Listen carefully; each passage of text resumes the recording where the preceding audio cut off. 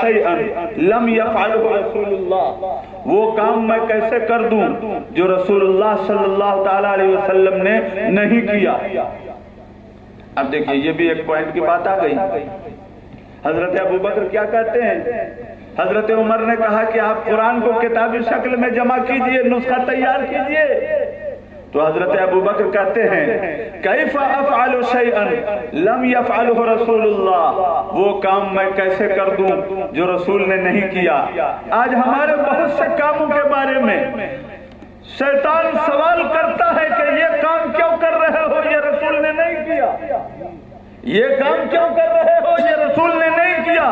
یہی سوال حضرت ابوبکر صدیق رضی اللہ تعالیٰ عنہ نے پہلے کیا اور اپنے ہی حوالے سے کیا، کیونکہ اللہ تعالیٰ نے انہیں وہ نگاہ عطا فرمائی تھی کہ حضرت ابوبکر نے اس کیس کا فیصلہ اپنے ہی زمانے میں کلیئر کر دیا اور فرمایا کہ وہ کام میں کیسے کر دوں جو رسول نے نہیں کیا، یہ تو بدعت ہو جائے گا۔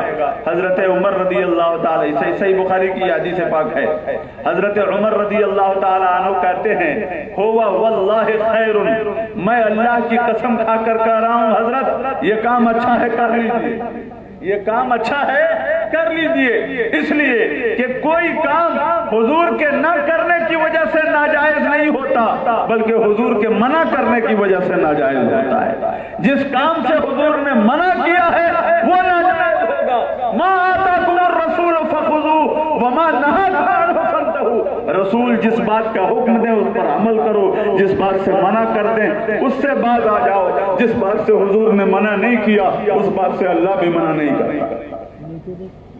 حضرت ابوبکر فرماتے ہیں فلم یزل یراجعنی، حضرت عمر بار بار مجھ سے تقاضا کرتے رہے، حتی شرح اللہ صدری کما شرح صدر عمر قبل ورأیت فیما رأى عمر، فرماتے ہیں کہ حضرت عمر بار بار مجھ سے کہتے رہے یہاں تک کہ اللہ تعالیٰ نے میرا سینہ بھی کھول دیا جیسا کہ مجھ سے پہلے حضرت عمر کا سینہ کھول دیا۔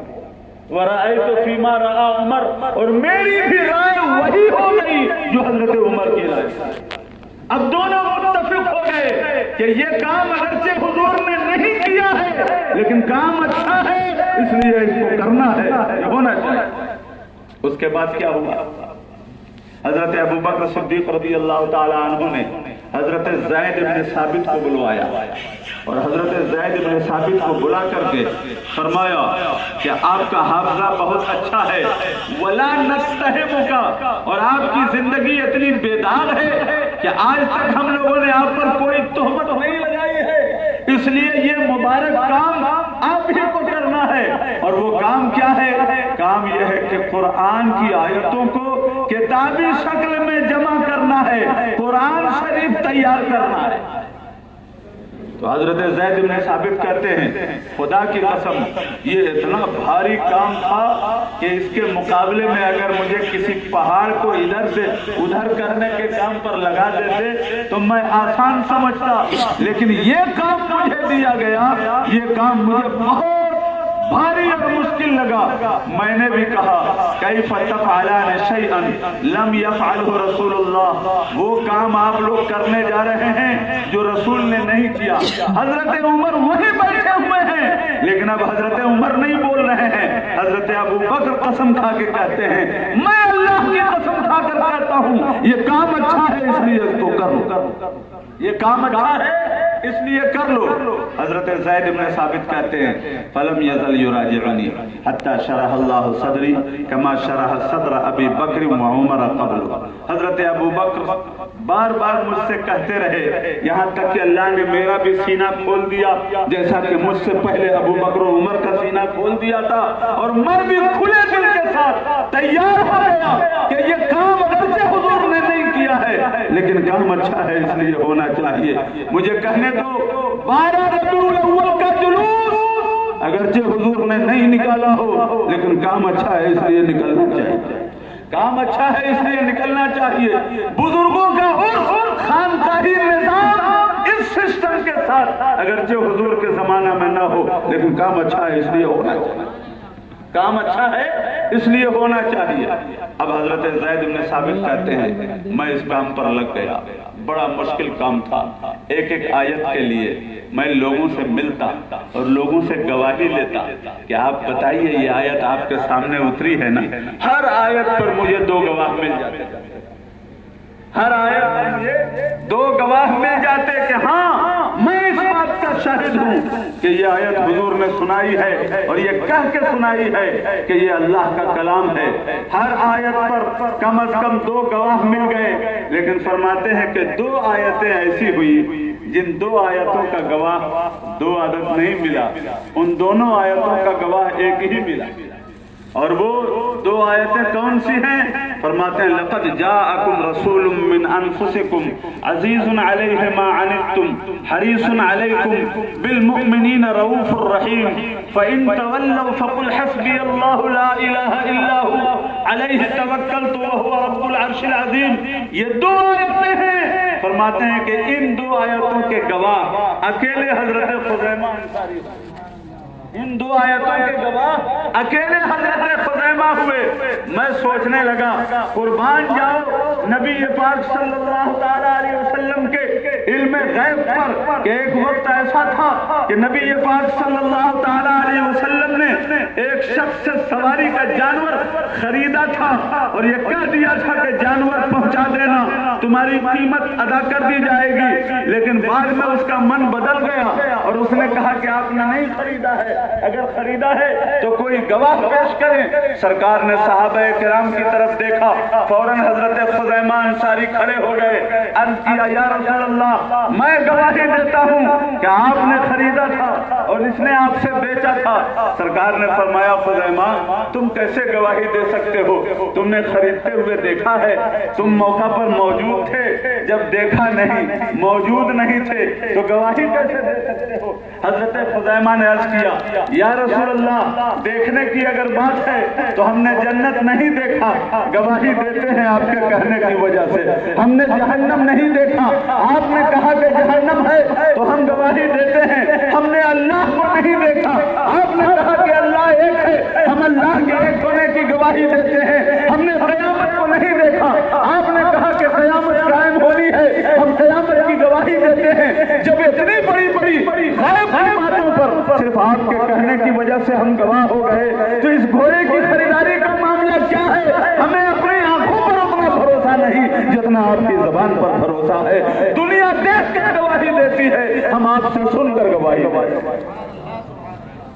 سرکار خوش ہو گئے اور فرمایا من شہد لہو خزیمہ فہو حسبہ، خزیمہ اگر کسی مسئلے میں گواہی دے دیں تو ان کی اکیلے کی گواہی 2 کے برابر مانی جائے گی، ان کا درجہ بڑھ گیا، اپگریڈ ہو گئے، وہ ان کی اکیلے کی گواہی 2 کے برابر مانی جائے گی۔ دنیا نے اس کو انعام سمجھا، لیکن حضور کا کمال یہ ہے، حضور خود فرماتے ہیں اوتیت بجوامع الکلم، اللہ تعالیٰ نے مجھے جوامع الکلم عطا فرمایا، ایک بات بولتے ہیں اور معانی کے 1000 سمندر موجیں مارنے لگتے ہیں۔ اس وقت اس حدیث کو آدمی پڑھتا ہے تو یہ سمجھ میں آتا ہے کہ حضور نے ان کو انعام دیا، لیکن جب اس حدیث پر پہنچیے تب پتہ چلتا ہے کہ بات صرف انعام کی نہیں تھی، حضور نے انعام بھی دیا اور آئندہ کے لیے ایک انتظام بھی کر دیا۔ حضور کے علم میں یہ بات تھی کہ ایک وقت ایسا آئے گا کہ 2 آیتوں کے گواہ اکیلے حضرت خزیمہ رہ جائیں گے اور اس وقت قرآن کو جمع کیا جائے گا، اس لیے ابھی سے حضرت خزیمہ کی پوزیشن اتنی بنا دی جائے کہ اس زمانے میں یہ اکیلے گواہی دیں، ان کی اکیلے کی گواہی 2 کے برابر مان دی جائے۔ چنانچہ یہ دونوں آیتیں اکیلے حضرت خزیمہ کی گواہی پر قرآن میں شامل۔ اب آپ سوچ کر کے دیکھیں کہ آج ہمارے درمیان قرآن کا صحیفہ موجود ہے، لوگ قرآن چھاپ رہے ہیں اور قرآن چھاپ کر کے اپنا بزنس پھیلائے ہوئے ہیں، لاکھوں کروڑوں میں کھیل رہے ہیں اور مال بنا رہے ہیں، پیسہ بنا رہے ہیں۔ کبھی یہ کمائی کرتے وقت دھیان میں نہیں آتا کہ یہ تو ایک بدعت ہے۔ حضور کے زمانے میں قرآن جمع نہیں ہوا تھا، حضور کے زمانے میں قرآن چھپتا نہیں تھا، हुजूर के जमाने में कुरान का कोई रजिस्टर नहीं था, कुरान का कोई सहीफा नहीं था। ये हमने कौन सा बिदाती कारोबार शुरू कर लिया कि हमने कुरान छापना शुरू कर दिया, छाप करके लोगों तक पहुंचाना शुरू कर दिया। ये तो बिदात है। नहीं दोस्तों, ये बिदात नहीं है। क्यों? इसलिए कि हजरत अबू बकर सिद्दीक रज़ी अल्लाह ताला अन्हु ने इस केस का फैसला फरमा दिया है कि ये वो काम है जो हुजूर ने किया तो नहीं है, लेकिन मना भी नहीं किया है, दीन में मुआमिन है, इसलिए इसे बिदअत नहीं कहा जाएगा उस माना में जिस माना में दुनिया कहती है। इमाम इब्ने असीर की मशहूर किताब है अन्निहाया, उसमें उन्होंने बाकायदा लिखा अल बिदअतु बिदअतान, बिदअतुन मज़मूमा व बिदअतुन महमूदा। ये बिदअत की दो किस्में होती हैं, एक बिदअत बुरी होती है और एक बिदअत काबिल तारीफ होती है।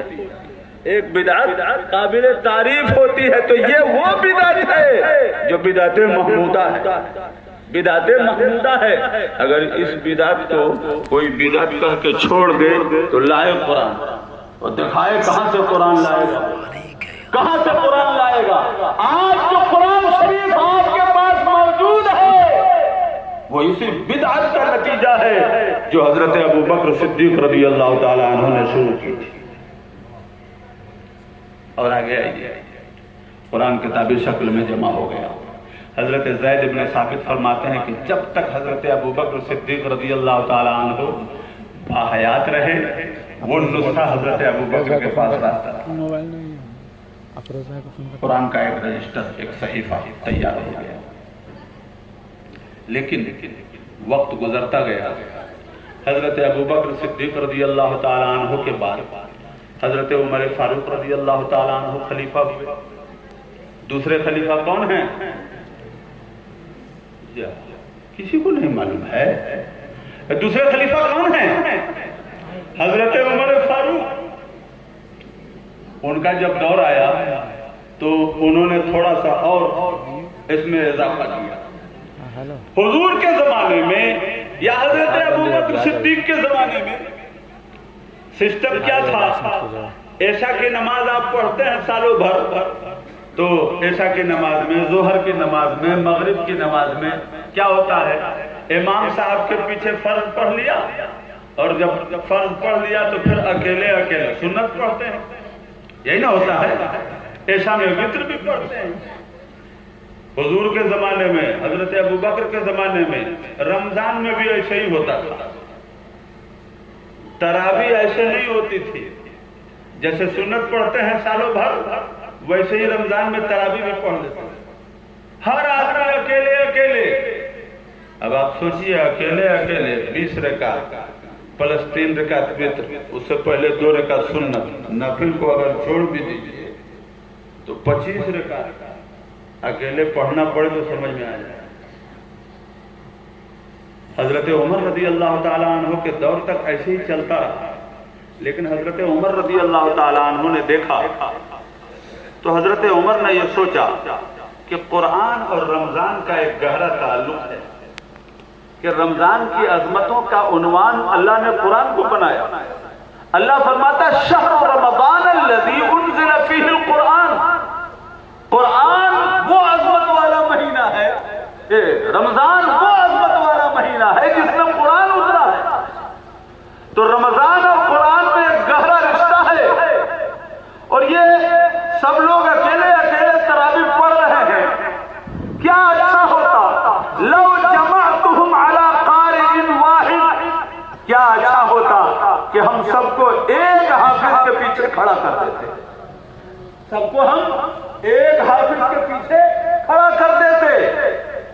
और दिल में बात आई तो हजरत उमर ने डिसीजन भी लिया, फैसला भी किया और ऐलान कर दिया कि अब से आप लोग सुन्नत की तरह तरावी अकेले अकेले नहीं पढ़ेंगे। अब तरावी की जमात होगी और तरावी में खत्म कुरान होगा। तरावी की जमात होगी, खाली जमात नहीं, उसमें खत्म कुरान। और सबसे पहले हाफिज जिन्होंने तरावी सुनाया इस्लामी तारीख में, उनका नाम मालूम है आपको? سب سے پہلا حافظ جس نے تراویح سنایا وہ کون ہے؟ وہ حضرت ابی ابن کعب رضی اللہ تعالیٰ عنہ ہے۔ رمضان شریف میں ختم تراویح میں خاص طور سے حضرت ابی ابن کعب کی بارگاہ میں ایصال ثواب کرنا چاہیے۔ سب سے پہلے حافظ جنہوں نے تراویح سنایا وہ حضرت ابی ابن کعب۔ حضرت ابی ابن کعب تراویح سنا رہے ہیں، مسجد بھری ہوئی ہے اور صحابہ کرام بڑے انہماک سے، صحابہ اور تابعین جو اس دور میں ہیں بڑے انہماک سے قرآن سن رہے ہیں۔ حضرت عمر رضی اللہ تعالیٰ عنہ نے جو مسجد میں یہ اہتمام دیکھا تو برجستہ بول پڑے، نعمت البدعۃ ھذہ، یہ کتنی اچھی بدعت ہے جو ہم نے شروع کی ہے، یہ کتنی اچھی بدعت ہے جو ہم نے شروع کی ہے۔ اور آپ سوچئے حضرت عمر نے جب یہ فیصلہ کیا کہ اب تراویح جماعت سے ہوگی اور اس میں قرآن پڑھا جائے گا، اہتمام کے ساتھ ختم قرآن ہوگا، تو کوئی صحابی نہیں کہتا ہے کیف تفعل شیئا لم یفعلہ رسول اللہ، وہ کام آپ کیوں کرنے جا رہے ہیں جو رسول نے نہیں کیا۔ آپ حضور سے زیادہ جانتے ہیں، آپ حضور سے زیادہ عقل مند ہیں، آپ کو حضور سے زیادہ دین کی فکر ہے۔ آج لوگ یہی کہتے ہیں نا، آپ لوگ صحابہ سے زیادہ محبت کرتے ہیں، آپ لوگ صحابہ سے زیادہ درد رکھتے ہیں، آپ لوگوں کے دل میں صحابہ سے زیادہ دین کی محبت ہے، انہوں نے نہیں دیا تو آپ کہے کر رہے ہیں۔ کسی صحابی نے نہیں کہا، کیوں؟ وہ یہ جانتے تھے کہ یہ وہ کیس ہے جس کیس کا فیصلہ حضرت ابوبکر کے زمانے میں ہو چکا ہے، اور جس کیس کا فیصلہ اپر کورٹ میں ہو چکا ہو، اس کیس کو پھر سے کھڑا کرنا یہ اصلاح نہیں ہو سکتا، یہ فساد ہے، فساد۔ اس لیے جس کا فیصلہ صحابہ کے دور میں ہو چکا ہے، آج اگر کوئی اس کیس کو پھر سے کریدتا ہے تو وہ اصلاحی جماعت والا نہیں ہو سکتا، وہ فسادی جماعت والا ہوگا، وہ فسادی جماعت والا ہوگا۔ سارے لوگوں نے اہتمام کے ساتھ قرآن سنا، یہاں تک کہ بعض صحابہ کرام نے حضرت عمر کو دعا دی۔ حضرت علی رضی اللہ تعالیٰ عنہ کے حوالے سے منقول ہے کہ آپ نے دعا کی کہ یا اللہ، جس طرح سے عمر نے تیرے گھر کو روشن کیا ہے، عمر کی قبر کو بھی روشن رکھنا، عمر کی قبر کو بھی روشن رکھنا۔ اور آج بھی پوری دنیا میں تراویح کا اہتمام ہے، بریلوی لوگ، سنی لوگ بھی کرتے ہیں، وہابی لوگ بھی کرتے ہیں، دیوبندی لوگ بھی کرتے ہیں، سلفی لوگ بھی کرتے ہیں، غیر مقلد لوگ بھی کرتے ہیں۔ اور آج پوری دنیا حیران ہے کہ مسلمان صرف قرآن سننے پر، سمجھنے پر نہیں، سمجھنا تو اور بڑی بات، صرف سننے پر رمضان کے ایک مہینے میں اربوں ڈالر صرف قرآن سننے پر خرچ کرتا ہے، صرف قرآن سننے پر خرچ کرتا ہے۔ ایسے لوگوں سے ہم قرآن کیسے چھین سکتے ہیں جو صرف ایک سال میں قرآن سننے کے لیے اربوں ڈالر خرچ کر دے؟ اس کے دل میں قرآن کی کتنی محبت۔ چنانچہ آج بھی قرآن کا ختم تراویح میں باقی ہے، اور حضرت شیخ عبدالحق محدث دہلوی رحمت اللہ تعالی علیہ نے لکھا کہ یہ شعائر دین میں سے ہے جس کو باقی رکھنا مسلمانوں پر واجب ہے۔ یعنی اگر ختم قرآن کا اہتمام نہیں ہوا تو مسلمانوں کو قیامت میں جواب دینا پڑے گا کہ تم نے یہ کیوں چھوڑ دیا، اس کو باقی کیوں نہیں رکھا۔ یہ دین کا نشان ہے، دین کا شعار ہے، دین کی پہچان ہے۔ جہاں بھی زندہ و تابندہ لوگ اہل اسلام ہیں وہاں رمضان میں تراویح کا اہتمام ہوتا ہے، ختم قرآن کا اہتمام ہوتا ہے۔ ہوتا ہے کہ نہیں ہوتا ہے؟ بھئی آپ کے یہاں ہوتا ہے کہ نہیں ہوتا ہے؟ اب جب تراویح میں ختم قرآن کا اہتمام ہوا تو ظاہر سی بات ہے جیسے جیسے قرآن پڑھنے سننے کا اہتمام ہوا، قرآن کی محبت لوگوں کے دلوں میں بڑھی کہ نہیں بڑھی؟ قرآن کی محبت بڑھی اور قرآن کا پیغام عام سے عام تر ہوا، چلتا رہا۔ اچھا، بات نکل گئی بدعت کی، تو ایک بات ہم آپ سے اور پوچھتے ہیں۔ حضرت عثمان غنی رضی اللہ تعالیٰ عنہ کا نام آپ جانتے ہیں؟ ایک بات بتائیے، آپ جمعہ پڑھتے ہیں کہ نہیں پڑھتے؟ جمعہ پڑھتے ہیں نا؟